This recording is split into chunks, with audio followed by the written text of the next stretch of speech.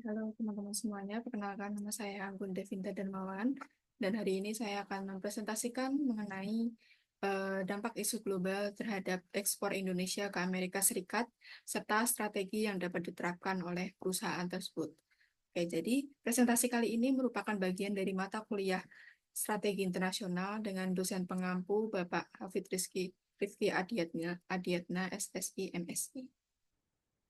Oke, jadi latar belakangnya, perdagangan global saat ini mengalami dinamika yang signifikan, dan hal ini berdampak langsung pada perusahaan di Indonesia yang melakukan ekspor ke Amerika Serikat, terutama pada komoditas kopi. Jadi ada beberapa isu utama yang menjadi perhatian. Pertama, yaitu terkait dengan perubahan kebijakan di Amerika Serikat yang semakin memperketat regulasi dan juga menuntut adanya sertifikasi seperti keberlanjutan dan traceability.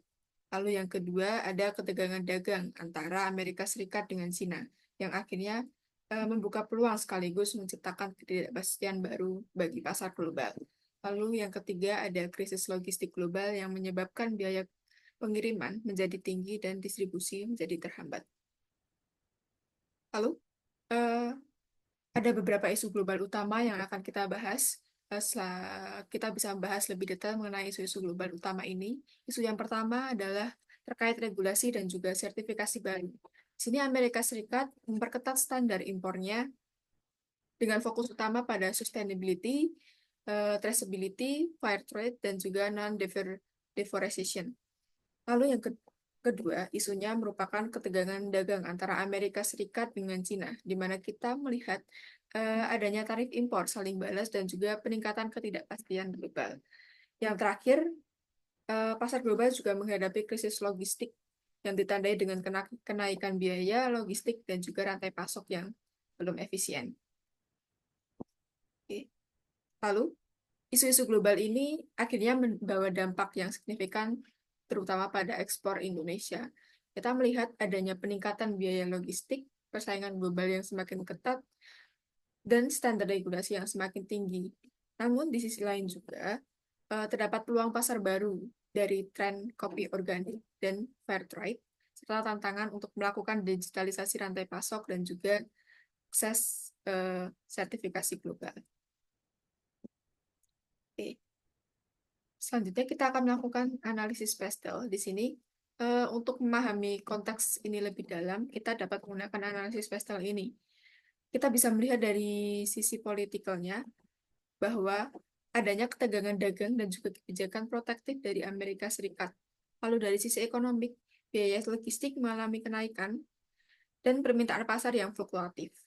Lalu dari sisi sosial, konsumen di Amerika Serikat semakin peduli terhadap keberlanjutan. Lalu pada sisi teknologikalnya, ada kebutuhan akan sertifikasi traceability yang berbasis dengan teknologi. Lalu dari sisi environmental, di sini muncul syarat sertifikasi terkait deforestasi dan juga emisi karbon. Lalu dari sisi legal, adanya kepatuhan terhadap standar perdagangan internasional yang menjadi krusial.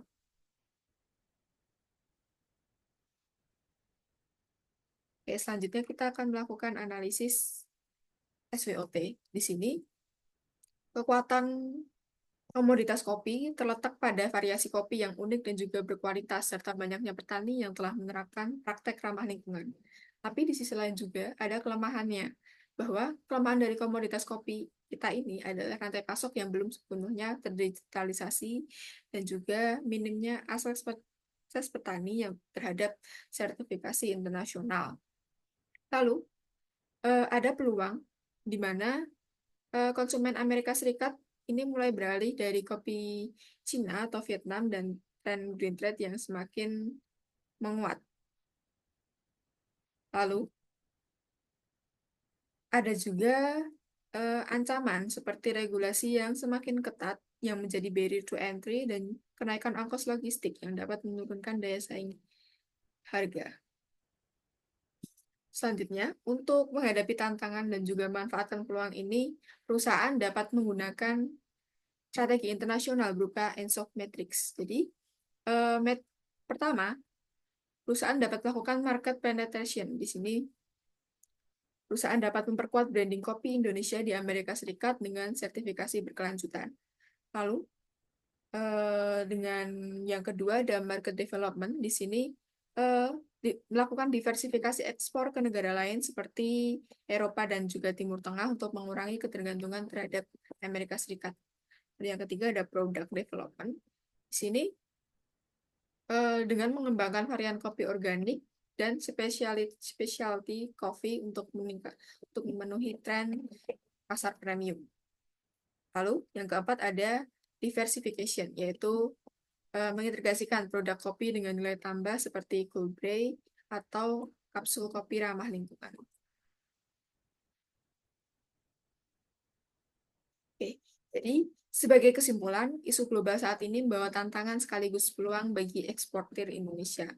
Adaptasi terhadap perubahan regulasi, fokus pada keberlanjutan, dan peningkatan efisiensi rantai pasok menjadi sangat penting. Dengan strategi internasional yang responsif, kita dapat meningkatkan daya saing kopi Indonesia di pasar global. Mungkin sekian dari presentasi dari saya. Terima kasih. Assalamualaikum warahmatullahi wabarakatuh.